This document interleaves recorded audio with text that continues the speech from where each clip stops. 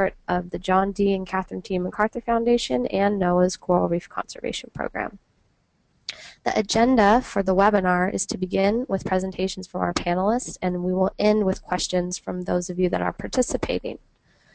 There are two ways you can ask questions at the end of the webinar. One is to use the chat box to the organizers. You can use the chat box anytime throughout the webinar, send questions, and we will keep track of those questions for the end of the session.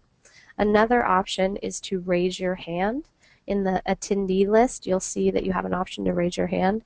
If you raise your hand, I'll take those questions in the order that they were received at the end of the webinar. If you're having any technical difficulties or trouble hearing or seeing the slides, you can also chat with the organizer and we'll help try to resolve the issue for you. Before I introduce the presenters, I thought we would share the poll and see who's calling in today. So as you can see, we've got a lot of people from the mainland, a lot of coral reefs there, and we have about 5% from the Caribbean, Pacific Islands 15%, Southeast Asia 10%, and about 5% from other locations. So now I wanted to introduce and welcome our presenters. Dr. Arielle Levine is a regional social scientist with San Diego State University and NOAA. Her work focuses on human interactions with marine resources in U.S. coral reef jurisdictions in the Pacific, including examining spatial patterns of human use of coastal and marine resources, traditional knowledge of marine resource use and management, community involvement in marine conservation, and community resiliency to climate change. Dr. Levine is also an assistant professor of geography at San Diego State University. The second panelist is Emma Anders. She's the planner for the State of Hawaii Department of Land and Natural Resources Aquatics Division. She's the state point of contact for the U.S. Coral Reef Task Force and leads implementation of state coral reef conservation efforts through planning and management of coral ecosystem stewardship initiatives and community co-management projects. This role involves the management of a variety of marine and terrestrial projects with federal, state, and community partners. So thanks to both of our panelists for being here today. We're excited to share this exciting project, and I'm going to hand it over to Arielle. Thanks, Petra. So, as Petra said, today I'm going to be presenting on the Human Coastal Use Mapping projects, and these have been ongoing now as a part of NOAA's Coral Reef Conservation Program, Social Science Program, over the past 2 to 3 years. And for this presentation, I'm going to focus predominantly on the Hawaii project, since those sites have been completed for a little while now, and Emma's going to comment on them as well. But I'll also talk a little bit about the mapping work that was recently completed in the U.S. Virgin Islands and the work that's ongoing right now in American Samoa. So just a quick overview of the talk.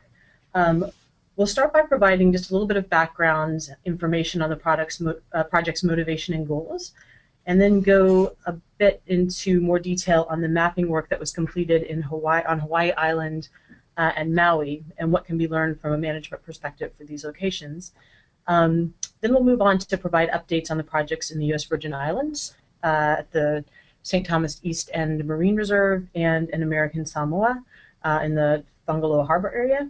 And we'll conclude with a short discussion of how this work can fit into different types of management decision-making, and perhaps get some suggestions on potential new ideas regarding the process or sites where this kind of work could be helpful, and take any questions. So the way this project got started was originally out of discussions with coral reef managers in the U.S. Pacific jurisdictions. We were developing the social science strategy for NOAA's Coral Reef Conservation Program for 2010 to 15, and as part of that, we did interviews with managers in U.S. coral reef jurisdictions to determine what their local needs were in terms of social science information, to help us determine what our priorities were and how we could best support local needs. As the regions, and particularly Hawaii at that time, were moving more towards site-based management and designating new priority sites for management actions, there was a need for more social science information regarding these sites. Many of the sites had biological monitoring ongoing, but most lacked information regarding the human uses of the area. Before management decisions could be made, there was a need to determine exactly where people what people were doing, where they were doing it, and what did this mean for people and for coral reef resources. So there was a demand for greater understanding of local interactions with and reliance on marine resources. Oops, sorry about that. That worked. Okay. The Hawaii Coral Program specifically had just gone through a process to designate 2 priority sites to focus their resources for targeted conservation action starting in 2010. Rather than spreading all of their resources thinly across the entire main Hawaiian Islands, they wanted to target it towards 2 priority sites for their initial efforts. To address the need for information and to provide a baseline for monitoring in the future, we worked with local managers to propose a project to map significant human uses of the coastal and nearshore environment, focusing on the 2 priority sites for Hawaii, the Kauai to Keauholi region on the Big Island and the Honolulu to Waihikulei region on Maui. And you can see the locations of the sites shown in this little map here in light. So the goals of the project were to address these information needs and to develop data and tools to better visualize and understand the types of human places taking place in the region, the spatial distribution of human use, the intensity of human uses in different locations, overlap of different types of uses, seasonal elements of activities, potential use impacts or conflicts that could be going on, and other aspects of human coastal and watershed activities. Now, because there were few data sources available regarding human uses of the area, this posed a bit of a challenge. So while there wasn't data available kind of in a spatial GIS or data format, knowledge was available regarding human activities in the region, but it was the dispersed knowledge of many local stakeholders who lived in and used these areas regularly. So to obtain information, we used a technique known as participatory mapping. And participatory mapping is particularly useful in a context such as we were working in, where pre-existing spatial information on human activities was limited, but detailed knowledge lies with local resource users themselves. And so through engaging local resource users and local stakeholders, you can create data on the spatial distribution of human activities. The added benefit of this technique is that it can also contribute to local engagement and increase local buy-in regarding the validity of the maps that are created, since the local resource users themselves created these maps. The specific mapping technique we used is called participatory GIS. And this allows us to use computer technology to facilitate digital mapping in a context like we had in Hawaii, where data was limited, but information lay with local residents and resource users. Participatory GIS is a tool that facilitates the involvement of community and resource users in documenting information. And because they are involved in creating that information, that improves their awareness of marine activities and of the available data products once they're created.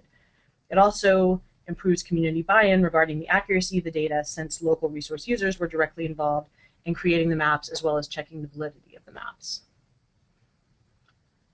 For the first phase of the project, we mapped human activities on the Big Island from the Kauai to Keauholi region, which is shown here on the left, which is approximately a 50-mile stretch from the coast to the 3-mile state boundary offshore. For this project, we partnered with the MPA Center, who had extensive expertise and technical capacity with the GIS techniques, and they were the technical lead on processing the data gathered for the project. We significantly adapted the techniques that they had used in mapping the coast of California so that techniques and information gathered would be relevant to the coastal uses that take place in Hawaii, and as well as to the unique ecological and cultural context in Hawaii and site-based management needs there. We also involved people who are based locally as mapping facilitators to provide local training in the PGIS techniques used in the project, and to make sure that facilitators were aware of the local context and local cultural issues. The second phase of the project took place in Maui, which you can see the map there on the right, and focused on the Honolulu to Waihikulei region. NOAA's Pacific Services Center took the technical lead on data processing for this site, but we continue to have assistance from the MPA Center, as well as Hawaii's Division of Aquatic Resources. So I'll quickly explain the process that we used for participatory mapping of these sites. The first step is deciding what kind of uses should be mapped for the sites. And this we do through meetings and obtaining detailed feedback from local stakeholders. We gathered any existing base layers that we could find that might be relevant to human use mapping in the region, so that these will be available during the mapping process as well as the data processing phase. So if people are going to reference bathymetry, say, or mooring buoys or coastal access points, we can bring these up during the mapping for reference. We then go through a painstaking recruitment process to make sure that we have the appropriate participants there during the mapping workshop. And I want to emphasize this is sort of a hidden part of the mapping process, but it's probably one of the most important, and it takes just as long as the data processing to make sure that we get the recruitment done and have the right people at the table. With any mapping, the maps you create are really only as good as the data that you collect to create them. And with participatory mapping, the data you collect is only as good as the people that you get in the room to provide that data. So it's a very important component of the process and very important to have knowledgeable resource users there. Once we recruit local experts in the activities that we're mapping, then we facilitate mapping workshops where we collect the data.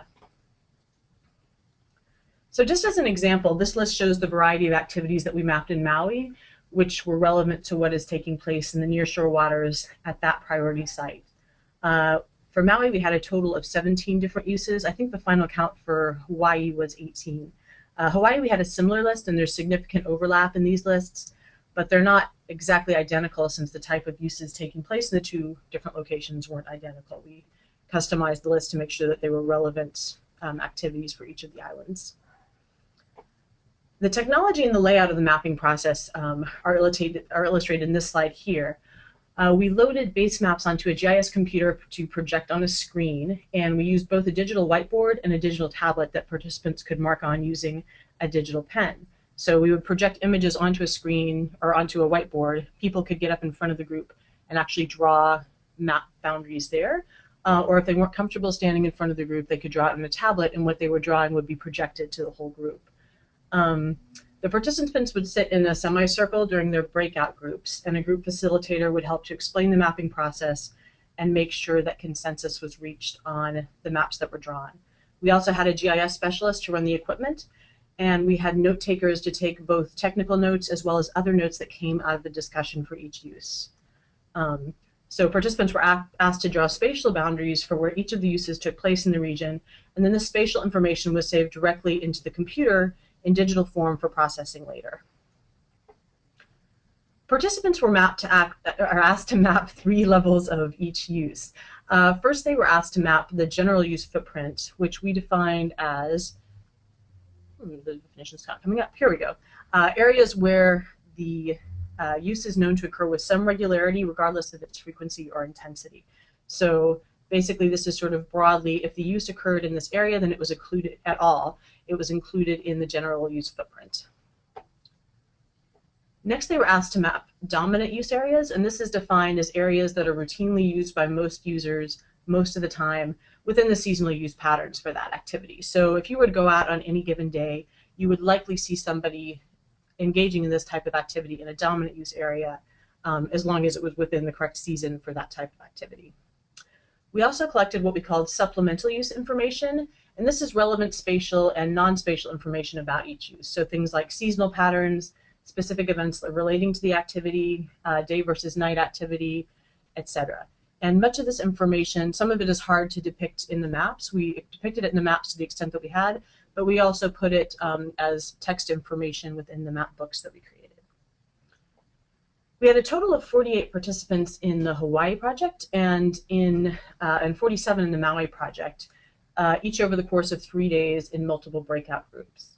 As I mentioned before, we made sure to have participants who had significant local expertise in each of the categories we were mapping. So we had participants from a wide variety of categories, from local residents to fishermen to recreation specialists to agency representatives, cultural practitioners, and many others. The next step was compiling and analyzing the data, using the spatial and non-spatial notes to edit the polygons that we had created during the mapping workshop and create descriptions of the attributes of each use. We generated draft maps for each of the uses mapped, and then we presented these back to local stakeholders for their feedback. So this is just a quick set of slides sort of showing the process for editing the data. So you can just sort of see what happens behind the scenes. This map here shows all of the polygons mapped by 5 different breakout groups. And in this example, we're looking at recreational diving and snorkeling. So we ask them to draw generally where it occurs, but then we take notes later so that we can clip out the land, extend and trim the areas based on their notes. So For example, in this one, people said it usually only occurred out to the 150-foot isobath, so nobody knew exactly where that lie just looking at it, but later we could go back and reference the bathymetry maps and find out that it looked something like this. So you get a map that looks a little bit more clean, that has the land taken out, and that goes to 150 feet. And you can see the yellow is the general and the red being the dominant use areas. After we cleaned up all the data, we overlaid a 100-meter hexagon grid, and hexagons are pretty good for showing curvy coastlines, which is why we chose to use hexagons rather than squares or another shape. And then each hexagon would show how many different groups mapped that as a dominant use area. So we engaged in the process of what we called thresholding, which is basically to make something a dominant use area, at least 50% of the groups needed to have agreed that that was a dominant area before it made it into the final map. So you can see here, these are what were mapped as dominant areas. The yellow shows that only one group has mapped it, and then the dark red was all 5 groups. So if over 50% of the groups mapped it, then it would show up in the final map that looks something like this with the red showing here. So here you have the dominant use area as the final one for recreational diving and snorkeling. So that's just a very, very short overview of how we processed the data afterwards. Once we created these draft maps, we presented the draft results to the workshop participants and other community members to get their feedback, as well as to answer any questions that may have come up when we were doing the data processing. We do have to make some judgment calls, but we want to make sure that any of those judgment calls we run by the community before making it final. And then also to get final community sign-off on the maps. So we make final revisions based on these meetings and finalize this feedback into our tools and products. So the data products from the workshop are now available to managers and user groups to inform management planning, as well as provide baseline information on human use patterns to potentially track changes in human use activities over time. We've made it available in multiple forms to be used by a variety of stakeholder groups, including forms such as direct GIS data, PDF map books with maps of each use for the area, as well as qualitative descriptions of the use. And we've also created online interactive viewers that people can use. For the Hawaii project, you can access all of these data products through the Hawaii Coral Reef Strategy website, shown here, and I'll also show it again at the end if you're interested. I'm not going to spend too much time going through the data products, but just as a quick example of the online viewer, this is showing the map for commercial motorized boating and marine mammal watching in Northwest Maui. Here, the light blue shows the general use footprints. The dark blue shows where the dominant use footprint fell. And you can see the hatching area is how we chose to present an area that is predominantly used as a transit zone. So it was considered dominant, but not for marine mammal watching, just for going back and forth between the two locations in the north and the south. If you have good eyes, you can also see a tiny pink area up in the northern section, and this is areas where you'll normally find dolphins. Most of this is around whales, but dolphins are commonly spotted in that area. Go on. You can zoom in on the interactive viewer for more detail, and you can turn on and off different features to see how different uses overlap, such as boat moorings, hotels, jet ski platforms, and the wastewater treatment plant, I believe, is also shown here. And you can examine some land-based features, such as land use districts, which are shown in this map. If you access the map books, which are available online as a PDF document, then you can get more detailed descriptions of the seasonal patterns of the use, potential conflicts, and other aspects of each use that workshop participants felt were important. These maps are actually examples from the Big Island project, from the Hawaii Island project for charter boating and for marine mammal watching, and then for pole and line fishing from shore. The white and the green show static maps of the general and the dominant use footprint for these uses, and the text box in the bottom provides much more detail on other important aspects of each use beyond its spatial footprint. So next I'm going to hand it over to Emma to talk a little bit about how this project has informed coral reef management in Hawaii.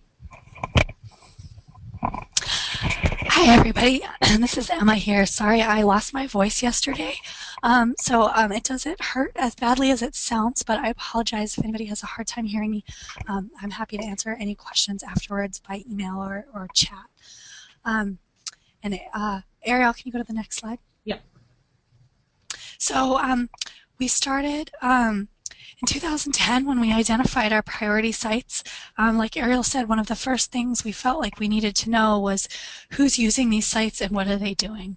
And so we went to some of the experts that we knew in our contacts and found out that this was the best available tool to give us that baseline data before we started planning.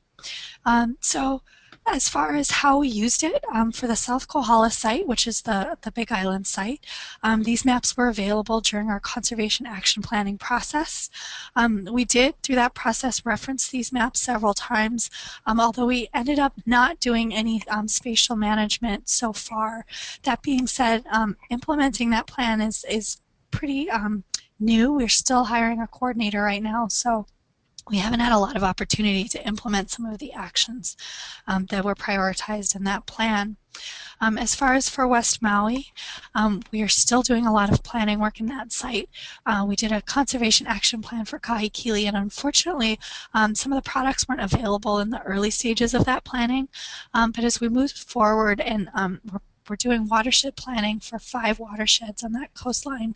And as we move towards prioritizing actions, we do plan to go back to that, some of those data to help us identify areas that need our attention.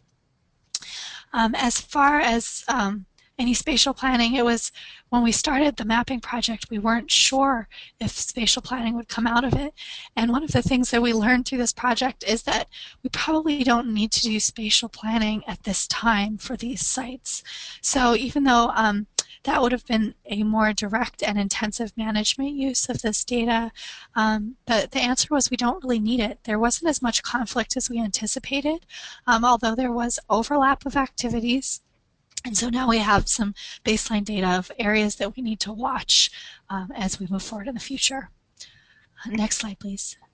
One of the big management wins, though, that wasn't our intention going into it was stakeholder engagement in the process. Especially, I was more focused on the South Kohala site at that time. We got great engagement from people at this mapping project, and it brought people into management that previously I'm not sure would have been so willing to come to the table. It was a totally management neutral topic. It was very focused on what's going on. We weren't talking about impacts. We weren't talking about what should be happening. We weren't talking about what's legal and what's not legal. It was all just what's happening without judgment. Of course, a lot of management issues came up through that conversation, but I think having this very neutral participatory research project to start with made it a lot easier to build those relationships that then carried over into the management planning process. And like I said, the hands-on neutral thing was very important. As far as why we haven't done a lot of kind of spatial management afterwards, one of the things in looking back that I thought about is that part of the criteria for picking our priority sites was an opportunity for success. And so a lot of the areas where you have really heavy use, a lot of conflict, a lot of overlap of use, and a lot of impacts from that use fell off our list in our site prioritization process. So that's not necessarily a bad thing for our goals, but it did mean that that perhaps we inadvertently avoided sites that would need intensive spatial management. Another reason is just that that spatial management and especially MPAs are a very sensitive topic in Hawaii, and so we never kind of charge into that.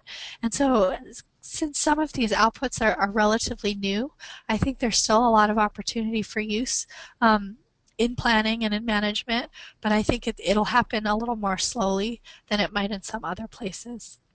And also just some other general challenges is that not all of our managers or our communities are fully aware of these tools and these data and not totally ready to use them yet. So I think we're still working on making sure they're shared and people know all of the opportunities that they present. Another challenge that we found at the end, going into this, we thought a lot of the terrestrial layers that we wanted would be readily available. And in some ways they were, But the data wasn't exactly what we had hoped it would be, and a lot of our stakeholders and community members have been really interested in the interaction of land and sea, and so that's another challenge that we're working around, and there are still some good terrestrial layers that I think Arielle showed you in an earlier slide. But that was one thing that we learned, that the land uses are very important for people, even when we're thinking of, and talking about the actual coastal resources and ocean resources. And I'll turn it back over to you, Arielle. Thanks, Emma. So we learned a lot from the Hawaii process, as Emma said, and we're still learning as management activities go on. After completing the Hawaii mapping work, we then adapted the project methodology to do mapping work in 2 other locations that were part of U.S. coral reef jurisdictions. We did work in the U.S. Virgin Islands as well as in American Samoa. One of the useful things about this kind of project is that the methods are flexible and they can be adapted to work in different contexts. And so Hawaii versus the USVI versus American Samoa are definitely different contexts, but we were able to use similar technology to create mapping products and get good spatial information using participatory methods.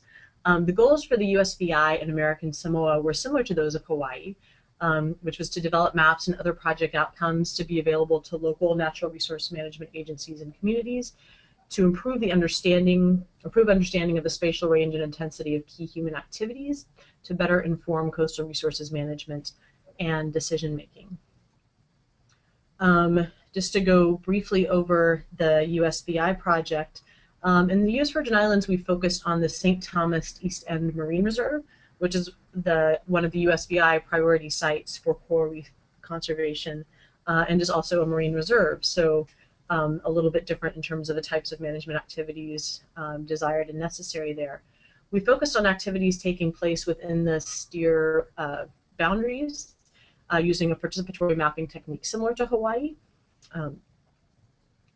And as you can see, in the USVI, we mapped a very different set of uses, which were more relevant to the human activities that were taking place within the STEER. The majority of activities here, as you can see, are non-extractive, as it's a marine reserve, and so there's less extractive and fishing activities going on, but some types of fishing were also documented during the mapping workshops. We also chose to look at stakeholder preferences for mooring and anchoring, which was which continues to be an important management issue for STEER. So it was largely looking at what types of activities are happening where, but then also trying to get an idea of stakeholder preferred use areas for certain relevant topics. And here's some of the use maps that were generated for the St. Thomas East End Marine Reserve, including general and dominant use footprints. Here you can see lobster fishing and charter diving and snorkeling. And these are available on NOAA's Chorus site. The link is shown here. I'm not going to hang out on this slide, so you may not have enough time to write it down, but if you're interested, I will also show the link at the end. And then last but not least, we are currently completing mapping work in American Samoa, where we also used a similar process, but of course had to adapt it significantly to the unique cultural and human use context found in American Samoa. Here we focused on the Fagaloa area, or the extended harbor region of the main island of Tutuila. We're also currently planning a second phase to extend this watershed mapping, extend this into watershed mapping later this year. So we've worked on mapping the harbor area, but we're going to pick a subset of the harbor area, and the current plan is to try to do an entire watershed map to get more comprehensive kind of ridge to reef information on what's going on there. For American Samoa, we had the longest list of activities, as the harbor area is home to much more industrial and shipping type activities than the other regions. So here we mapped a total of 30 activities, which probably wouldn't have been possible with the methods that we used in Hawaii and the USVI. However, for those of you who are familiar with the context in American Samoa, you'll realize that the definition of intense use for something like swimming or recreational paddling is really very different than what you'd see in a place like Hawaii or the U.S. Virgin Islands. The Fagaloa area is also very small scale, so we were able to get through all of these uses in spite of there being such a large number. The mapping and recruitment process was adapted quite a bit from other locations. Here we invited village representatives from each of the villages in the Fagaloa area, as well as as well as local managers and people who are considered to be experts in each type of use. In American Samoa, knowledge is very village-based, so it was important to have that local perspective as well as sort of the broader harbor-wide perspective. We also held the workshops here in both English and Samoan in order to facilitate local participation and understanding in the mapping process. So American Samoa, we're currently working on getting the data into an online viewer that will be available through American Samoa's marine web portal. We just finished this project recently, so we're still finalizing the data products. Also, because there are such a large number of uses mapped in American Samoa, and because the villages, islands and villages don't operate in quite as online of a world as many other locations, we're trying to put particular attention into creating specific maps, maps that are specific to particular types of uses and management needs. So for instance, this draft map on the right shows the different types of fishing and coastal access areas zoomed in around the village of Laulii. So you can have very specific information there.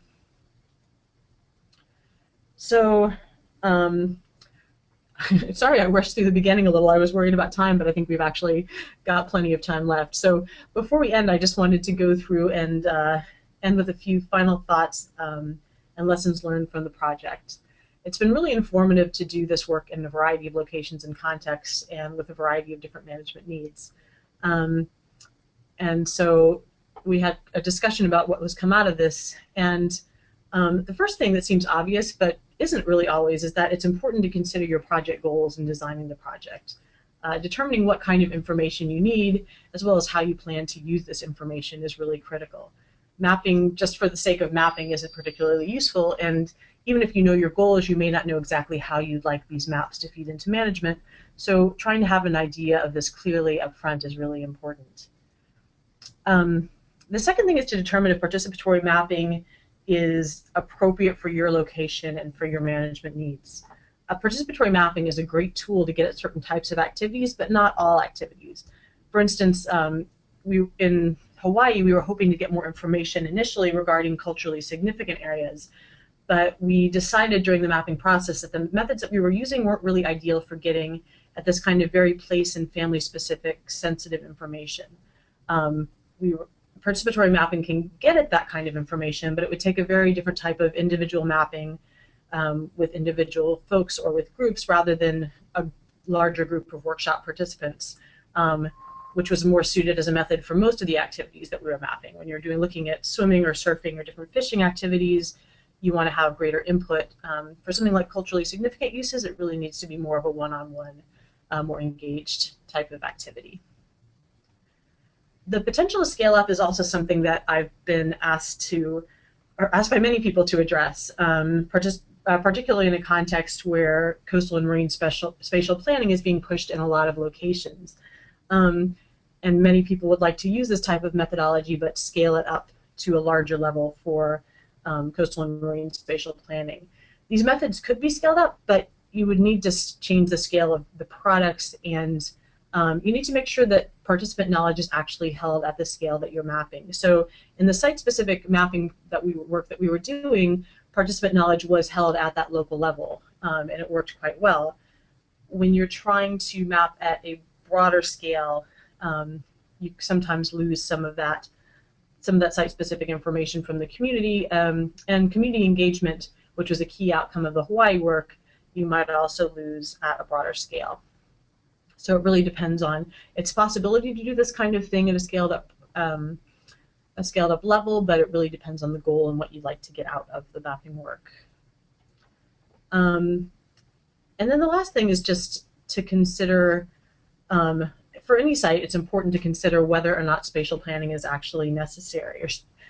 Getting those maps is really geared towards informing spatial management. But if your management techniques aren't going to be spatial in nature, then the information may not be as useful. And as Emma mentioned, in the case of Hawaii, the mapping exercise informed managers that perhaps a spatial type of management activity that they originally had in mind wasn't necessarily needed. So sometimes it's hard to answer this question until you've gone through the mapping process to see what kind of uses are overlapping. Is there any type of use conflict? Do we need to do some sort of spatial management? But if that's not your goal, if you're planning on different types of management actions, then having the maps can be useful, but may not be the most useful tool that you need for the management activities going on. So really, I think just considering your goals and where you're going and the scale of information you're trying to get are critical to designing these projects, and also deciding if this is the right kind of technique for you to get information to feed into your management needs. Before ending, I just wanted to say, to pay tribute to our sponsors and our many, many local collaborators. One of the strengths of this project was the large number of partnerships that we developed in order to make it happen, both within NOAA as well as with local partners on the ground in all the different locations. Funding for all of these projects was primarily through NOAA's Coral Reef Conservation Program, and the Hawaii work also through Hawaii's Fisheries Local Action Strategy. And we had a lot of in-kind support from other collaborators, as you can see, throughout NOAA in different regions, as well as local partner agencies and the Nature Conservancy, who really helped to facilitate this work and make sure it happened. So a big thank you to everybody who's been involved at different levels here. If you'd like more information, I can just end with this slide here. I put up contact information for folks for the different mapping projects. You're of course welcome to contact me or Emma if you have any questions about the Hawaii work, and the URL for the Hawaii data products is up here. It's at the Hawaii Coral Reef Strategy website. If you're interested in the St. Thomas East End Reserve project and the USVI, Maria Dillard took the lead on that, and she's with Hulling's Marine Lab, and her information is there. Anne-Marie Hoffman is a local representative for the Nature Conservancy, and her contact information is also there, so they could answer more specific questions about the STEER project much better than I could. And then their data products are available, as you can see, at the URL here on the NOAA Cora's site. And then for American Samoa, again, you can contact me or Robert Koch, who's at the local Office for Coastal and Resource Management in American Samoa. We're finalizing the data products, so they should be up soon, and I can give you an update on where you can access those once we have them posted. I think that's it for me, unless, Emma, do you have any other words? No, thanks. That covers it. Well, we have a lot of questions coming in, so I'm going to ask questions that have been chatted to me, and I hope you guys can help answer them. So one of the first questions came from Amanda. How do you decide which stakeholders to engage in participatory GIS when some stakeholders can be so helpful and others not so much? That is a very good question and a very good point. In terms of deciding what stakeholders to engage, the first step that we do is really decide what kind of activities we're going to map. And so we come up with, you saw examples of the different lists of activities or human uses that we mapped. So we wanted to make sure that we had people who could speak knowledgeably about each of those types of activities. Sometimes it was very easy to identify folks who could do that. Other times we had to go through a lot of word of mouth and referral, and we always had local recruiters who were there who knew the area a little bit better and who spent a lot of time on the ground, calling people, sometimes walking along the beach, talking to fishermen, going into fishing shops or dive stores, talking to local resource managers. So we spent a lot of time making sure we got people who really did know the information. We spent a lot of time on getting local buy-in and making sure that they understood the purposes of the project and believed it was worthwhile, so that they were willing to come and hopefully cooperate in the process, because as it sounds like, sometimes these kind of public meetings can fall apart, or you can have one or two people who don't believe in it and just can make it very difficult.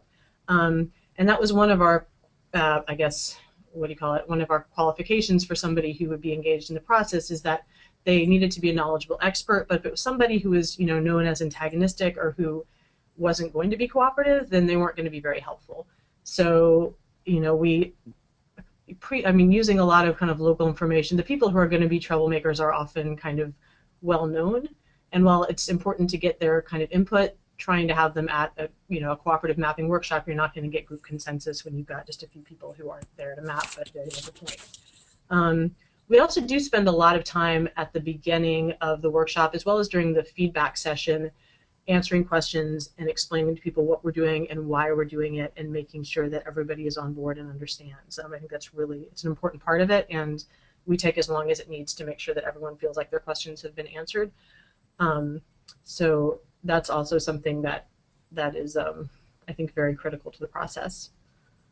Okay, thanks. I think this next question is for Emma from Nora Galvis. Emma, do you have plans to measure intensity and frequency of uses per area at all? Or Arielle, I guess, can follow up if there were plans in other places to measure that. At this point, we have no immediate plans to do any further data collection as far as use in our sites. That being said, I mean, I think, you know, the difference between the general footprint and the dominant area is a kind of qualitative intensity. But as far as any kind of quantitative work, probably not very soon, no. Yeah, and for the other sites, that's not really something that we have planned on getting. It's a very different methodology. It would be great to have much more quantitative data on some of the different uses, but trying to get it like precise numbers of frequency, intensity. For those of you who have done that kind of thing, or done, you know, krill surveys for fishing, or trying to get at user effort, it's something that requires a lot of on-the-ground time year-round, because there's seasonal variations, and we just haven't really had the financial or human resources to do that. So this is, you know, the best way we were able to come up with sort of getting at relative frequency and relative intensity for different areas. That being said, I kind of forgot to add, there have been, for each of the two sites in Hawaii, there has been a limited krill study done. So we have a little bit of information, but it doesn't cover the entire footprint of the mapping project. And it was also specific to fishing, so it didn't cover any non-consumptive use. All right. Another question for probably both of you. How resource-wise, money, time, etc., how intensive is this approach? It's very time intensive. I'm trying to think from start to finish for the Hawaii projects, probably about a year of work, I'd say, approximately, from starting the initial meeting with stakeholders to develop your use lists, doing the participant recruitments, getting the logistics organized, getting all the base layers together, doing the workshops, processing the data, presenting back the data, editing that, and then creating the final products. It's around a year, I'd say, for each site, maybe a little bit less. I think we rushed the first one a bit to try to have information available for the CAP meeting that was going on, and I think the steer one might have been slightly less than a year. I'm not quite sure the time. I think it was a bit less than a year, and part of that I think may have been also due to the nature that it was a very small area. But it is a long-term effort to do it well. Resource-wise, it hasn't been super expensive, but that is largely because we've relied on a lot of in-kind support, both from local agencies as well as from NOAA. The actual budget for the project has been mostly to cover the workshop expenses and the recruitment expenses, limited data products, and transportation needs. But the time spent by people who are doing the data processing and the facilitating hasn't really been sort of put forward up front. So if you were to try to do something from scratch and pay for everybody's time in there, it would end up being a lot more. But having good cooperation and people who are very skilled in doing this, we've been able to do it without an insane amount of money. So just an estimate for folks, Emma, how much did the state put forward to try to just run the workshops or whatever, with just so people get an idea of what they're dealing with funding wise? Yeah. And I apologize, off the top of my head, I seem to remember it being around the $40,000 mark. Yeah, I think that's what it was for Maui. Yeah. And that was, you know, we also had, like Arielle said, we had a lot of in-kind support, and I think for the moving to the West Maui site, I think we learned there was a little more of a learning curve there because the MPA Center came in to help us for the Big Island, and so they like hit the ground running. Um, and we're really able to process things pretty quickly. But I think I can't emphasize as too much how much of a team effort it really was. So there was a lot of great support from a lot of partners to help us. But I believe our grant was, maybe 43,000 around that mark. Yeah, I think both sites were around that area. I think the USVI was close to that, maybe a tiny bit less. It depends on the location as well, kind of how you're spending the money. I know for the USVI, a lot more was spent on paying for the venue and things like that, but transportation needs weren't quite as great for at least people on island, although there was, high transportation for some of the staff coming in to do it. American Samoa really, we had pretty much a free venue. They weren't charging us to do that, but the transportation, just getting out there, is a lot more expensive, and making sure we have all the equipment on the island. So, well, I think that helps give people an idea of what kind of price tag minus staff time that they're thinking of. So okay. If you've got infinite staff, then it's not too bad. Right. Well, I got a lot more questions here. So, did you find that your stakeholders had trouble entering use data into GIS? Were they capable of digitizing the technology? Maybe there's a misunderstanding there of the role of the stakeholder and the GIS system. Yeah. So the stakeholders, pretty much their role during the workshop is really it's very simple. You could probably teach your 5-year-old to do it. And basically, we would project images of the area on a screen, and then ask people using a digital pen, which is basically just like something that looks like a pen. They would write on this whiteboard with the map projected, and it would draw an image that they drew themselves, and the computer would capture that. So they didn't have to do the actual digitizing or editing. All they had to do was draw a shape that showed where they thought this use took place. If they messed up, we could erase it and they could draw it again. They could modify boundaries. We didn't ask for them to do it exactly. We would take notes. So if they said, well, okay, it's a little bit further south, we could extend that. Or if they gave us a landmark that was hard to find on the map, we could extend it to that landmark. So really what they needed to do is to just draw shapes that looked like the area that the use was taking place. And then we did a lot of the editing and the data processing afterwards. So we tried to keep it as simple as possible so that people didn't get intimidated by the technology, but they actually found it helpful. And most people, after we went through 1 or 2 uses, were very fast at it. And a lot of the feedback I get from the participants is this is really fun. Like, they actually really, really enjoy it and want to know where they can get something like this to use in the classroom or something like that. So it really facilitates participation well. Okay. Yeah, I thought it was very user friendly, and I thought one of the things that I don't think we specifically called out, but one of the nice things of working directly in the digital platform is that you can zoom in and out of the maps really easily. So it's not like a paper map where you're kind of stuck with what you got and you just have to draw and take your best guess.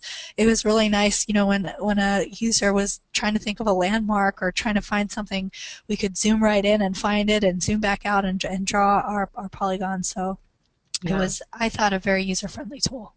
Along those lines, the other really helpful thing is that because you've got that mapping interface there, you can pull up different layers as reference points. So if someone says, well, where is this specific hotel as a reference point, we can bring up the hotel layer and they can track down, okay, here's where the Hilton or the Westin or whatever it is, and then they know what's going on right, or that's the boundary, or that's going on right outside of that hotel. Same with mooring buoys, same with bathymetry. If they want, a bathymetry marker to talk about fishing or something like that, we can bring these up as references so that it really helps rather than just doing, old-fashioned paper maps. People have a lot more access to information. Okay. Next question. Maybe I will call on Nick and he can ask him himself. Let's see if he's still there. Nick, can I call on you to ask your question? You there? Yep. Okay. Yeah. So I had a question regarding use of the online tools in American Samoa. They all, at least seem to me from my experience with them, very internet-heavy tools. So is the internet in American Samoa fast enough to support something that high bandwidth, or are there other avenues that you use to interact with people that don't have access to high-speed internet? Yeah, that's a very good question, and that's something as we're making our data products for American Samoa that we're keeping in mind.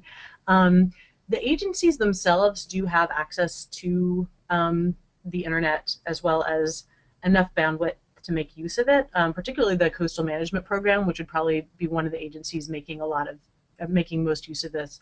Um, they house the GIS program for American Samoa, and they probably have the most technical capacity of anywhere. So for them, and they already use a land-based kind of web portal for some land decision making. So they're trying to create a marine portal that could be similar for this. So at that level, yes, it would be useful. For other stakeholders, not so much. And so we're really trying hard to make sure that we have data products that the villages themselves can make use of. Since we've got good village participation in the actual mapping workshop, we want to make sure that we have products to give back to them. So we're putting a large emphasis on having some paper products and PDF products that are more static, but they can see the relevant information that's there, and having things that are zoomed in more specifically village by village available for each village. We're also creating a few kind of maps of specific types of activities grouped together. So a big part of that project was the industrial harbor uses that take place there. So we're creating a ports map that shows all of the industrial activities that the harbor authority is really excited about, and then grouping fishing activities in a different map. So do you have any areas that people can go to, like, a group of people could go to like a central library or meeting place or something like that to try to use the tool firsthand? There is a library there that people could probably go to, although they might have a little bit of trouble. We have been given Robert Koch, whose name is down there, is with the Coastal Management Program, and he's been who we're giving out as sort of the local go-to person for anyone who's interested in using this data or using the tool. I think we're putting a little less emphasis on the data tool itself and more on just making sure that the data layers are available, and then they could go to him with specific requests of, I'd like to see what's happening here, or can you create a map for me that depicts whatever I'm interested in. And so he can serve as a local resource to use those GIS layers. But it's not something that most people would probably feel comfortable just going online and playing around with, unlike in Hawaii where somebody might spend 15 minutes or half an hour just playing with the tool and getting the information they need that way. Awesome, thank you. Mm-hmm. Thanks, Nick. Okay, we have a couple more questions before our time runs out. I have a question from Andrew Harwood. He's with the Institute for Sustainable Solutions at Portland State University. Mm-hmm. He says that they've encountered difficulties with participatory mapping as a cultural ecosystem service assessment tool. Do you have suggestions on how to better incorporate non-use values into this type of mapping? Yeah, that's a very good question. As I mentioned, one of the things that we were hoping to map, but I wasn't actually sure if we could, was culturally significant areas. And that's something that's a little bit hard. It's a lot easier to map where do activities take place and where is use more intense than others. That's more of an objective thing when you're starting to get into cultural significance or more qualitative type things or more value-laden things. Can become a little bit more sensitive, and it's a little bit more challenging to map. I think having it very well defined and having smaller groups can help, but then figuring out how you integrate all the information together is also challenging. I don't feel like participatory mapping is something you have to adapt a lot depending on what you're trying to look at, and I don't feel like it's necessarily the best tool for every type of activity. The only other piece of advice I could have is that even for our project, but especially for something that's a little bit more sensitive or more value-ridden, it's important that people understand upfront what it's about, and that a lot of time is given to recruiting people and making sure they know what you'd like to get out of the project and that they have input and buy-in into it before they start giving information. I think the before the workshop time is really, really critical, and perhaps more important even than the data processing in some ways, because you really need to have everyone buying in and willing to participate and knowing what's expected and believing in it before you're going to get any kind of good information and consensus. But yeah, it sounds like you're engaged in a much more challenging kind of activity with participatory mapping. All right, I have a think time for one final question probably, and this one's for Arielle as well. Could you explain a little further the decision to incorporate stakeholder preferences into steer maps, as well as the methods of doing so, the choice to focus on moorings versus other uses? Mm-hmm. I can say what I know. I was involved in getting the steer project started, but the mapping work itself was run. Maria and Marie were much more involved in that. When we were doing our initial stakeholder meetings for the steer, we came up with the list of uses that I showed you earlier.